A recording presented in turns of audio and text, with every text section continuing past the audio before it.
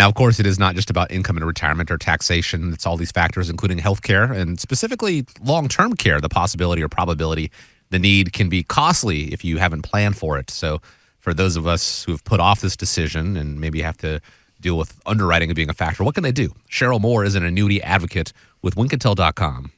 There is an option that they may not know about, which is called a hybrid annuity, where you can actually purchase an annuity that has long-term care features right in it. And the great thing that I love about those is that with long-term care, that's a standalone product, if you don't use the benefit, you lose it. So you've paid into it and you get nothing back if you don't go into a nursing home. But the great thing about these hybrid annuities is that if you don't use the benefit for the nursing home confinement, you still have your annuity and you still get the guaranteed lifetime income payments that are associated with it, the long-term tax deferrals. So it's kind of combining the best of two worlds into one single product. So guys, what are your thoughts on this? Is this something that you offer to clients?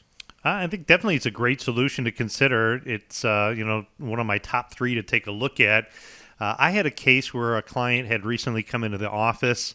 Some newer clients. This particular gentleman had Parkinson's. So, as we've seen from, of course, the most famous Michael J. Fox, it's a disease that's progressively gets worse over time and kind of slows you down. But it's, with the advancements that we've had in medical technology today, it could be something that takes 10, 15, 20 years down the road.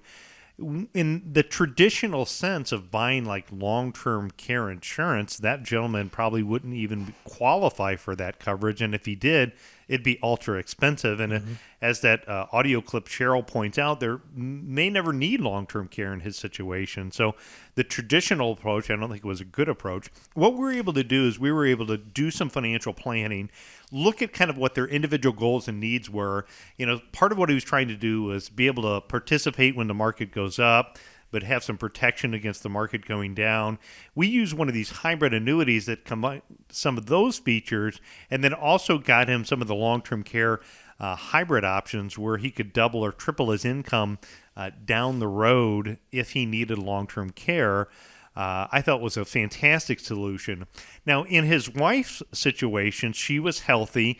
And so in her situation, being that she was healthy, what we were able to do is we were able to use something called a life leverage plan. A life leverage plan is probably one of my favorites. It's usually my go-to type solution when I'm looking at a planning situation for a client. What we're able to do with a life leverage plan is we're able to take money and really move it from your left pocket to your right pocket, instantly leverage it. First and foremost, what you do is you get some growth potential with 100% liquidity. Doesn't have any surrender charges at all. So if somebody wants to walk away, they can walk away with the money and the interest that they've earned. If they never need the money and they simply sail off into the sunset one day, which is what we all want to do, then they have the long-term care protection, or they have the life insurance protection. So it's a hybrid life insurance policy. And as you know, with life insurance pays out if you name your beneficiary correctly, income tax-free, probate-free cash. But the third benefit, the reason why she did it in this situation was her deposit was leveraged like 3 times for long-term care benefits. So she had critical, chronic, and terminal illness coverage. So in the event that she had something that happened, her dollars were leveraged so much more. So, the way that I look at it is part of that is her money, right? She made the deposit. So part of that, is she's spending some of her own money. But Scott, as you know, with healthcare, I'd much rather have her spend 30 or 50 cents on the dollar than dollar for long-term care expenses. But then if you look at other options that are out there, traditional long-term care is certainly an option. The 2 other that I'm going to hit on this particular segment then would be veterans benefits. So, as a veteran who served in this country, there's a lot of veterans that I run into that are not familiar with what their veteran benefits are. And so if you're a retired veteran and you haven't talked with our veteran service organization to find out what some of your entitlements might be in the event that you need long-term care, we've got great VSO people that are right here in Toledo. If you needed me to make some introductions to you, I would be more than happy to do that, or just call the Veteran Service Office, get connected with them. And then the last would be what I would call crisis planning.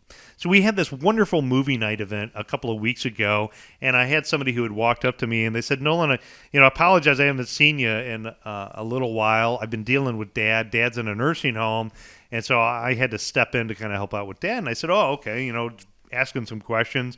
Well, come to find out, they're writing a check every month for, let's say, $10,000 a month, just spending down Dad's assets. And they certainly are entitled to do that, but there are legal strategies that can be done that can help protect the assets so they don't have to lose everything because Dad needs a little bit of long-term care. And usually in that situation is where we need to pull in like an elder care attorney. There's some great elder care attorneys here in Northwest Ohio. So even if you're in a crisis situation, it's worth having a conversation. So the bottom line, is it too late for long-term care planning? The answer is no. It's really never too late. There's always an opportunity to look at areas to develop the planning. And again, we can break it into non-crisis planning or we can look at crisis planning. When you're looking at non-crisis planning, the leveraging of your existing assets to get you more benefits is going to be your number one solution. So whether you're looking at one of those long-term care hybrid annuities, that would be an option to take a look at. Maybe you have an old annuity and it doesn't provide all the bang for buck. Maybe it's time to upgrade that. You could look at a life leverage plan. Maybe you have an old life insurance policy that maybe is something that you need to take it up a notch and get these other benefits for, or even traditional long-term care insurance, looking at what those options are. And last, even if you're a loved one in a crisis situation, there's veteran benefits. There's crisis planning that we can incorporate with the long-term care. So solutions for everybody, and the solution for you is just pick up the phone, give us a call. We're happy to talk to you and give you some advice.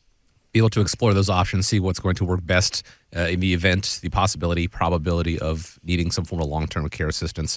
419-794-3030 is how you set up that time, explore those options. 419-794-3030, or go to the website, arhq.com.